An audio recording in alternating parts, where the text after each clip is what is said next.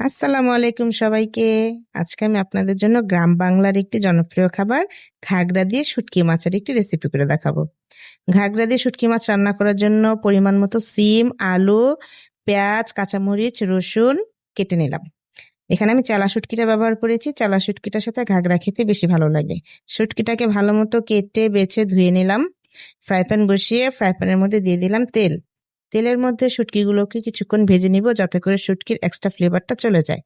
তারপর অ্যাড করলাম হলুদ, মরিচ, ধনিয়া, লবণ। ভালো মতো ভেজে নিয়ে পর্যাপ্ত পরিমাণ পানি দিয়ে দিলাম।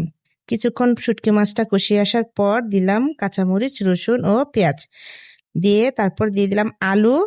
কিছুক্ষণ রান্না করে থাকার পর যখন নাকি পেঁয়াজটা পরিমাণ মতো মানে পানির মধ্যে সিদ্ধ হয়ে যাবে, তারপর এখানে দিয়ে দিলাম সিম, ঘাগরা দিয়ে পানি। কিছুক্ষণ হয়ে যাবার পর যখন ঝোল এসে শুকিয়ে যাবে, এই পর্যায়ে অ্যাড করে দিলাম টমেটো। টমেটো শেষে অ্যাড করার জন্য কালারটাও সুন্দর আসে এবং খেতেও খুব ভালো লাগে। একটু শুকনা শুকনা হয়ে আসার পর গরম ভাত দিয়ে পরিবারের সকলে মিলে খেলাম। খুবই ভালো লাগলো, আলহামদুলিল্লাহ।